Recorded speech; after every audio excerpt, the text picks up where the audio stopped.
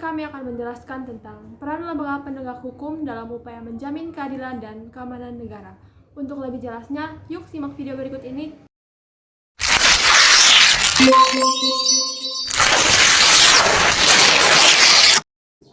Peran Kepolisian Republik Indonesia atau Polri.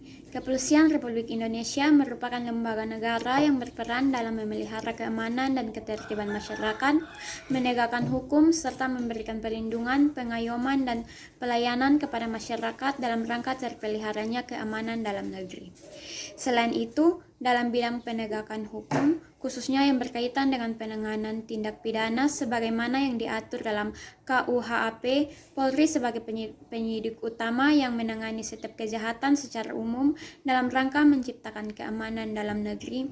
Pasal 16 Undang-Undang Republik Indonesia Nomor 2 Tahun 2002 tentang Kepolisian Republik Indonesia telah menetapkan kewenangan sebagai berikut. 1. Melakukan penangkapan, penahanan, penggeledahan, dan penyitaan. 2. Melarang setiap orang meninggalkan atau memasuki tempat kejadian perkara untuk kepentingan penyidikan. 3. Membawa dan menghadapkan orang kepada penyidik dalam rangka penyidikan. 4. Menyuruh berhenti setiap orang yang dicurigai dan menanyakan serta memeriksa tanda pengenal diri. 5. Melakukan pemeriksaan dan penyitaan surat. 6. Memanggil orang untuk didengar dan diperiksa sebagai tersangka atau saksi. 7. Mendatangkan orang ahli yang diperlukan dalam hubungannya dengan pemeriksaan perkara. 8. Mengadakan penghentian penyidikan. 9. Menyerahkan berkas perkara kepada penuntut umum. 10. Mengajukan permintaan secara langsung kepada pejabat imigrasi yang berwenang di tempat pemeriksaan imigrasi dalam keadaan mendesak atau mendadak untuk mencegah atau menangkal orang yang disangka melakukan tindakan pidana. 11. Memberikan petunjuk dan bantuan penyidikan kepada penyidik pegawai negeri sipil serta menerima hasil penyidikan penyidik pegawai negeri sipil untuk diserahkan kepada penuntut umum. 12. Mengadakan tindakan lain menurut hukum yang bertanggung jawab, yaitu tindakan penyelidikan dan penyidikan yang dilaksanakan dengan syarat sebagai berikut. 1. Tidak bertentangan dengan suatu aturan hukum. 2. Selaras dengan kewajiban hukum yang mengharuskan tindakan tersebut dilakukan. 3. Harus patut, masuk akal, dan termasuk dalam lingkungan jabatannya. 4. Pertimbangan yang layak berdasarkan keadaan yang memaksa. Dan yang kelima, menghormati hak asasi manusia.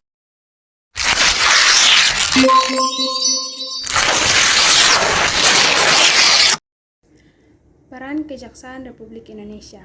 Kejaksaan Republik Indonesia adalah lembaga negara yang melaksanakan kekuasaan negara khususnya di bidang penuntutan. Penuntutan merupakan tindakan jaksa untuk melimpahkan perkara pidana ke pengadilan negeri yang berwenang dalam hal dan menurut cara yang diatur dalam undang-undang dengan permintaan supaya diperiksa dan diputus oleh hakim di sidang pengadilan. Pelaku pelanggaran pidana yang akan dituntut adalah yang benar bersalah dan telah memenuhi unsur-unsur tindak pidana yang disangkakan dengan didukung oleh barang bukti yang cukup dan didukung oleh minimal 2 orang saksi. Keberadaan Kejaksaan Republik Indonesia diatur dalam Undang-Undang RI Nomor 16 Tahun 2004 tentang Kejaksaan Republik Indonesia. Adapun yang menjadi tugas dan wewenang kejaksaan dikelompokkan menjadi 3 bidang, yaitu yang pertama di bidang pidana. Pertama, melakukan penuntutan. Yang kedua, melaksanakan penetapan hakim dan putusan pengadilan yang telah memperoleh kekuatan hukum tetap. Yang ketiga, melakukan pengawasan terhadap pelaksanaan putusan pidana bersyarat, putusan pidana pengawasan, dan keputusan lepas bersyarat. Yang keempat, melakukan penyidikan terhadap tindak pidana tertentu berdasarkan undang-undang. Yang kelima, melengkapi berkas perkara tertentu dan untuk itu dapat melakukan pemeriksaan tambahan sebelum dilimpahkan ke pengadilan yang dalam pelaksanaannya dikoordinasikan dengan penyidik. Yang kedua, di bidang perdata dan tata usaha negara. Kejaksaan dengan kuasa khusus dapat bertindak baik di dalam maupun di luar pengadilan untuk dan atas nama negara atau pemerintah dalam bidang ketertiban dan ketentraman umum. Yang pertama, peningkatan kesadaran hukum masyarakat. Yang kedua, pengamanan kebijakan penegakan hukum. Yang ketiga, pengawasan peredaran barang cetakan. Yang keempat, pengawasan aliran kepercayaan yang dapat membahayakan masyarakat dan negara.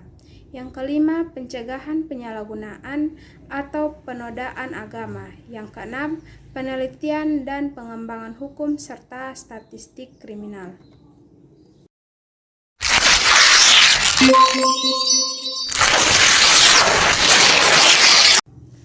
Peran hakim sebagai pelaksana kekuasaan kehakiman di Indonesia. Perwujudan kekuasaan kehakiman diatur sepenuhnya dalam Undang-Undang Republik Indonesia Nomor 48 Tahun 2009 tentang kekuasaan kehakiman yang merupakan penyempurnaan dari Undang-Undang Republik Indonesia Nomor 4 Tahun 2004 tentang kekuasaan kehakiman. Berdasarkan undang-undang tersebut, kekuasaan kehakiman di Indonesia dilakukan oleh Mahkamah Agung. Badan peradilan yang berada di bawah Mahkamah Agung meliputi badan peradilan yang berada di lingkungan peradilan umum, peradilan agama, peradilan militer, dan peradilan tata usaha negara, serta oleh sebuah mahkamah konstitusi. Hakim adalah pejabat peradilan negara yang diberi wewenang oleh undang-undang untuk mengadili.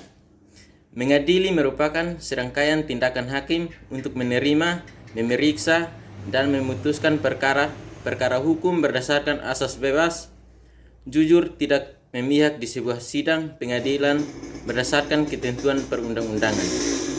Menurut ketentuan Undang-Undang Republik Indonesia Nomor 48 Tahun 2009 tentang kekuasaan kehakiman, hakim berdasarkan jenis lembaga peradilan dapat diklasifikasikan menjadi 1. Hakim pada Mahkamah Agung adalah Hakim Agung.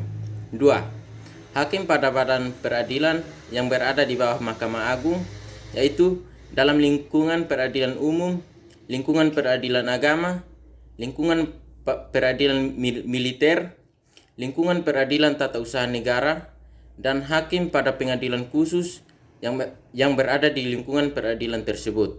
3. Hakim pada Mahkamah Konstitusi adalah Hakim Konstitusi. Peradilan adalah proses mengadili perkara sesuai dengan kategori perkara yang diselesaikan. Peradilan adalah tempat untuk mengadili perkara atau tempat untuk melaksanakan proses peradilan guna menegakkan hukum. Peradilan secara umum mempunyai tugas untuk mengadili perkara menurut hukum dengan tidak membeda-bedakan orang. Pengadilan tidak boleh menolak untuk memeriksa, mengadili, dan memutus suatu perkara yang diajukan dengan dalih bahwa hukum tidak ada atau kurang. Pengadilan wajib memeriksa dan mengadili setiap perkara peradilan yang masuk.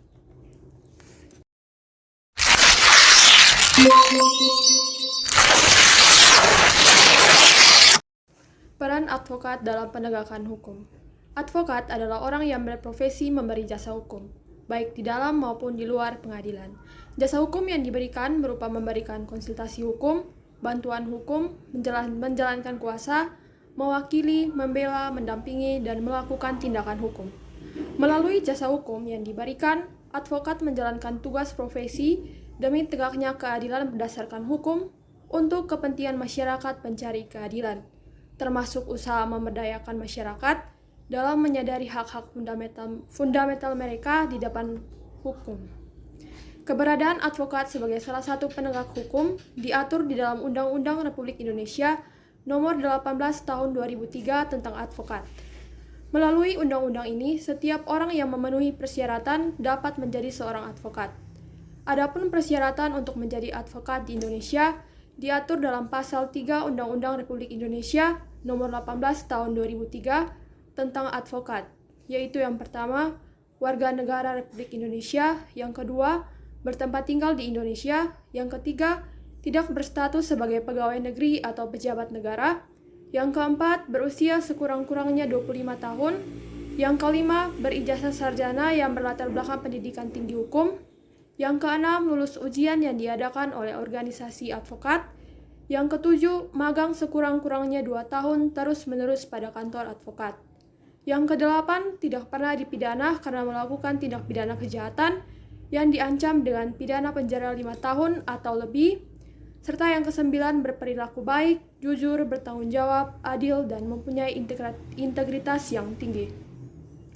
Adapun tugas dari advokat secara khusus adalah membuat dan mengajukan gugatan, jawaban, tangkisan, sangkaian, memberi pembuktian, mendesak segera disidangkan atau diputuskannya perkara, dan sebagainya.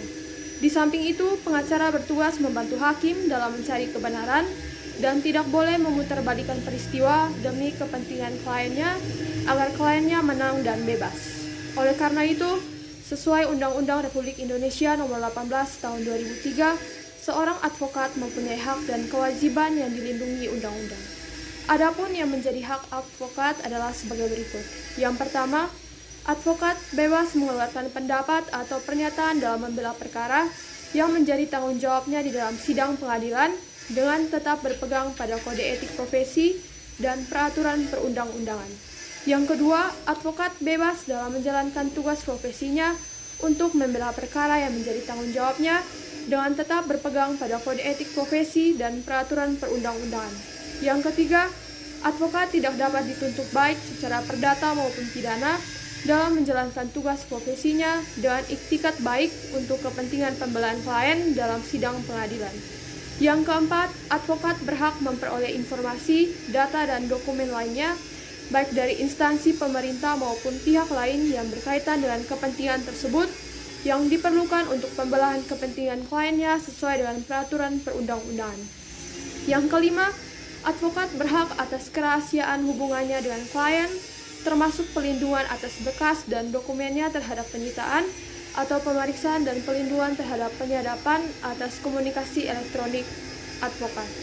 Yang keenam, advokat tidak dapat diidentikan dengan kliennya dalam membela perkara klien oleh pihak yang berwenang atau masyarakat. Kewajiban yang harus dipatuhi oleh seorang advokat diantaranya adalah sebagai berikut. Yang pertama, advokat dalam menjalankan tugas profesinya dilarang membedakan perlakuan terhadap klien berdasarkan jenis kelamin, agama, politik, keturunan, ras, ataupun latar belakang sosial dan budaya. Yang kedua, advokat wajib merahasiakan segala sesuatu yang diketahui atau diperoleh dari kliennya karena hubungan profesinya, kecuali ditentukan lain oleh undang-undang. Yang ketiga, advokat dilarang memegang jabatan lain yang bertentangan dengan kepentingan tugas dan martabat profesinya. Yang keempat, advokat dilarang memegang jabatan lain yang meminta pengabdian sedemikian rupa sehingga merugikan profesi advokat atau mengurangi kebebasan dan kemerdekaan dalam menjalankan tugas profesinya. Yang kelima, advokat menjadi pejabat negara tidak melaksanakan tugas profesi advokat selama memangku jabatan.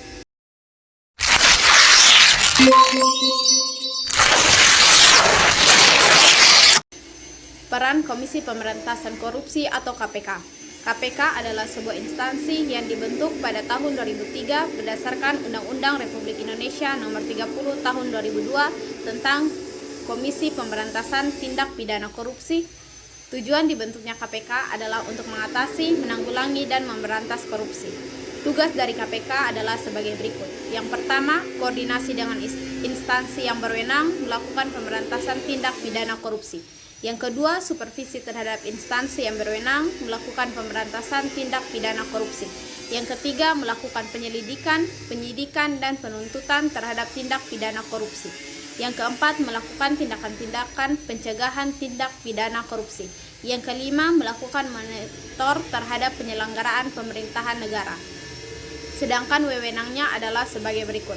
Yang pertama, mengkoordinasi penyelidikan, penyidikan, dan penuntutan tindak pidana korupsi. Yang kedua, menetapkan sistem pelaporan dalam kegiatan pemberantasan tindak pidana korupsi.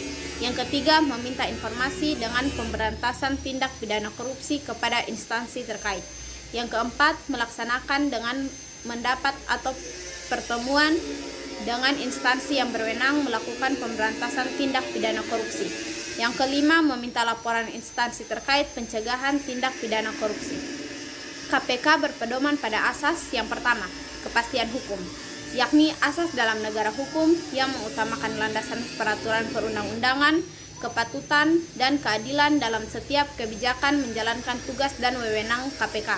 Yang kedua, keterbukaan, yakni asas yang membuka diri terhadap hak masyarakat untuk memperoleh informasi yang benar, jujur, dan tidak diskriminatif tentang kinerja KPK dalam menjalankan tugas dan fungsinya. Yang ketiga, akuntabilitas, yakni asas yang menentukan bahwa setiap kegiatan dan hasil akhir kegiatan KPK harus dapat dipertanggungjawabkan kepada masyarakat atau rakyat sebagai pemegang kedaulatan tertinggi negara sesuai dengan peraturan perundang-undangan yang berlaku. Yang keempat, kepentingan umum, yakni asas yang mendahulukan kesejahteraan umum dengan cara yang aspiratif, akomodatif, dan selektif. Yang kelima, proporsionalitas, yakni asas yang mengutamakan keseimbangan antara tugas, wewenang, tanggung jawab, dan kewajiban KPK.